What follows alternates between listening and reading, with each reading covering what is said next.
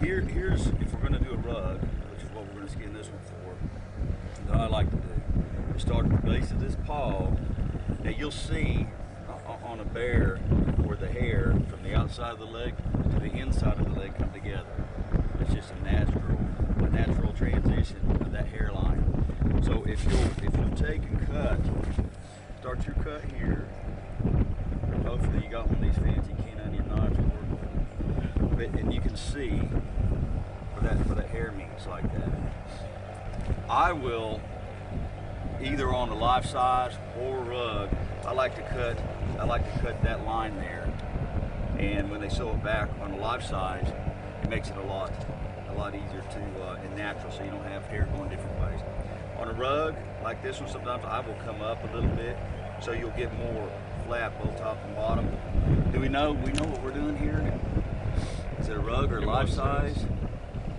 No, it won't be life size. It's a rug, okay.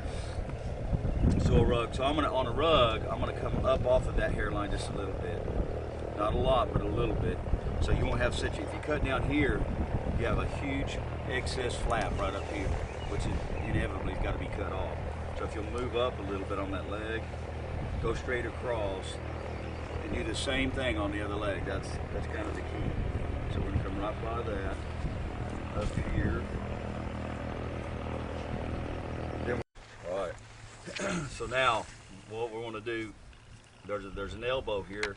You want to cut back up this elbow, stay in the center of that leg till you hit that high point, and then come straight across his chest to the same side. Now, if you want to come down that same, you can see the cut that I've made. Yeah. Now you want to come from here to here, that armpit and across. No, here's another, that's a good thing, I'm glad you did it. Here's something that you positively don't want to do. If you've noticed how I'm using that knife, I'm taking that knife from into the hide, under the hide, and cutting up. And you'll notice how much hair that's there that's not been damaged. If you take that knife just and cut from the top down, what you're doing, in order to get what you're after, you're cutting the hair. So you're losing a big portion of your hair there because you're actually cutting it off. Okay? So when you're using your knife, make sure that you go in and with the blade pointed upward. That way you can cut this thing up and you'll never cut any hair. So starting right in there, Ryan. Perfect. That way you're not going to have any hair damage. Okay. Go all the way across, just right here. Now, here, that's your first cut. The next one is going to be let me get right where you are, bud. Yeah. The next one is going to be the center of the bear. And I'll come up, I don't want to come too far. You really don't want to come up too far, but as long as you don't go past the center of the jaw on that bear, then you're going to be safe. So you want to pick up, again, you want to, it's where you make your cut. You get off to one side and it's a rug, they're going to have to make, in order to balance that, you're going to have to cut a bunch of hide off of this side. So we want to pick what we believe right there is the center of the bear. One of the good ways to do that is, when you've got him in this position, is look right between that jaw. Okay, so you start into the jaw, right in the middle, use your knife again going up. Okay, we don't want to turn the knife over and go down, so we're going to follow right down the middle of the bear, just like that. Blade up. Now we're going to continue down here, all the way to the rectum. In this case, we got the abdomen opened up, but you want to try not to do that if the situation is where it's not already like that. If it's a boar and you get to this area, just pick one side or the other. Go by. The main thing is that you keep in the middle of this thing.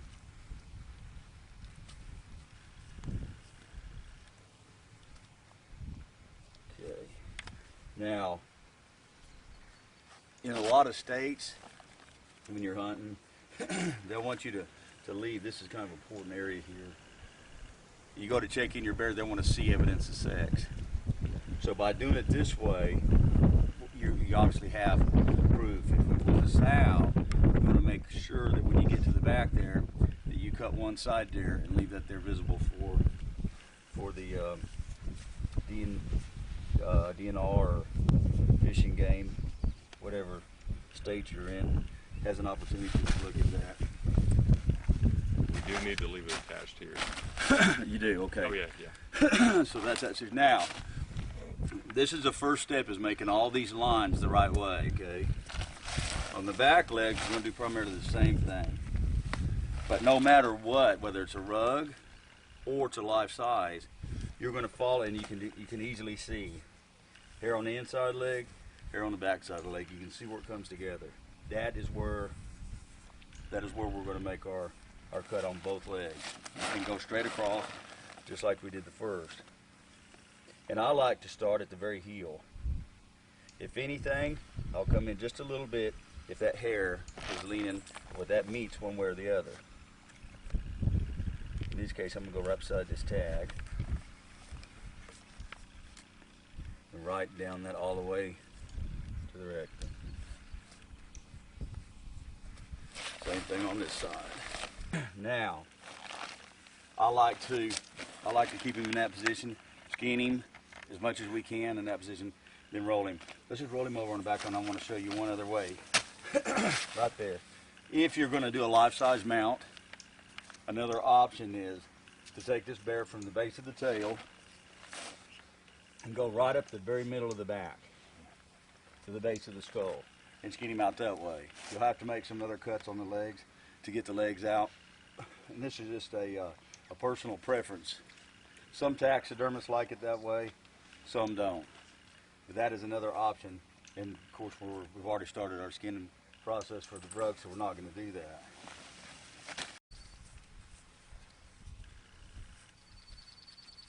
Alright, yeah, instead of cutting like this, which you see some people do sometimes, I like to take my knife at this angle, up against that hide, and shave as I'm going. And what you'll find is you literally cut off a lot of the excess fat. Here.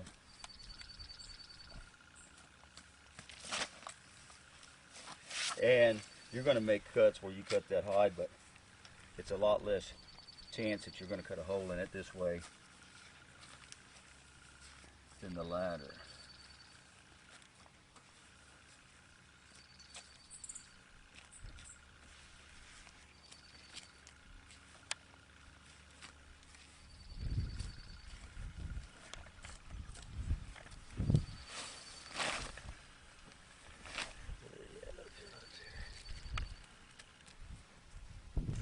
Here's what I see people, and it doesn't matter whether it's deer or elk or bear, what it is. If you know where these joints are and you know where to touch them with your knife, it's just a matter of touching it. I like to get the back leg and put a bind in it here. You'll see that ball, that's the joint. And you'll just touch that. You can hear it kind of popping there. Hear it? Now, follow it around. Hear it? Take that foot right off. No problem. That's on the back leg.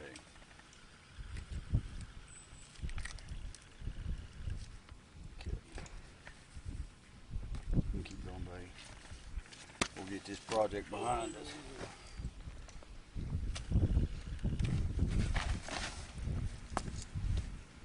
I'll show you about taking them.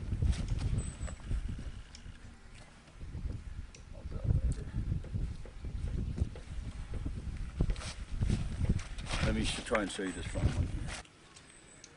On the front paw, what I like to do is come around that pad. That's something you want to do definitely if you're doing a life-size mount as well. But I like to come to the edge of that pad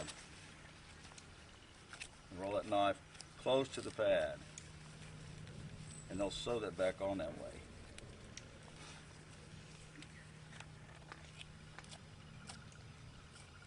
That way you've got every piece. That way you've got every piece of it, you're not losing anything. Good one. I'll come back even a little bit farther than the back base of that pad just to get it off quickly, particularly if it's cold, if it's windy. if you're racing, you know, you got time issues for any reason, and come back in here a little bit. I can find it myself right there. You can feel those claws and everything loosening up as you do that.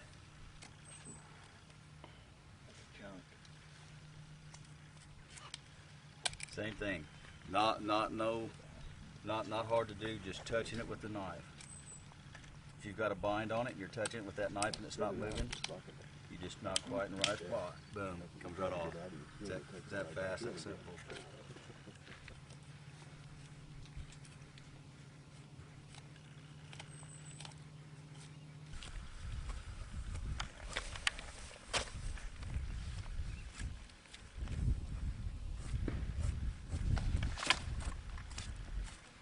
Taking off this head, what you want to do is you want to skin right up to the base of the skull.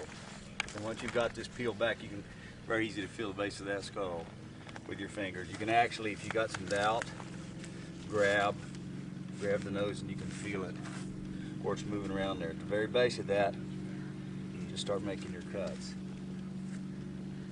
Right around it. Roll around down the sides. As you do that, I like to keep tucking the nose up, stretching the back of this neck out. You're going to get to a point here where you cut and you're going to see an opening. Just like that right there. That's what they call the axis joint.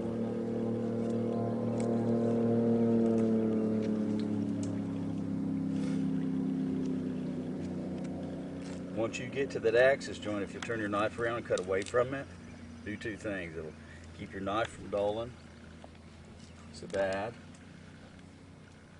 and it'll follow that little, it's an interlocking, like a nail bow, an interlock. The base of the skull, the cup of the neck. Cut on down the side of it.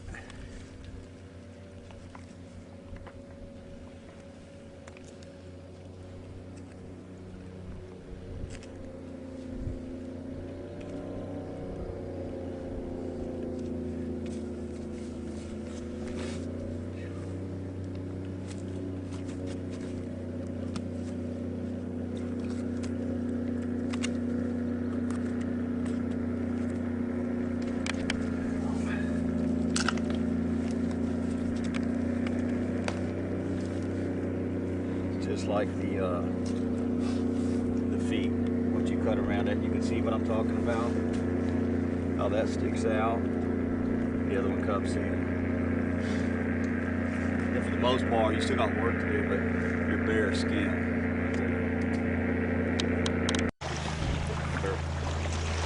Stay in it to keep consistent with it.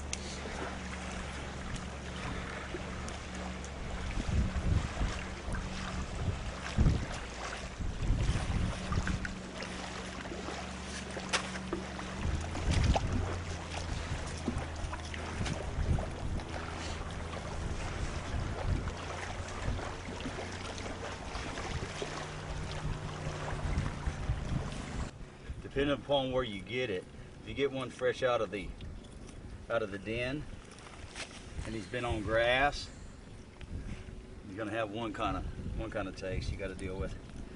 If he's been on a carcass, you're gonna have another kind of taste. And it's just marinades and how long you soak it and prep it as to how you prepare it. That's all we're gonna be able to do with that.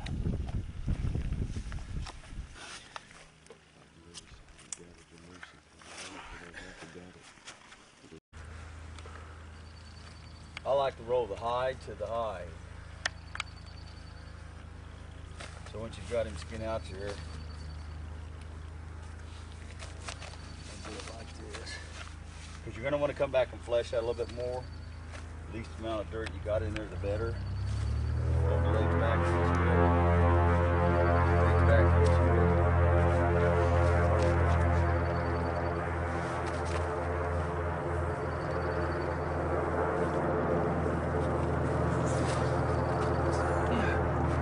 I'm on your pack. 3 days backpacking. That's right.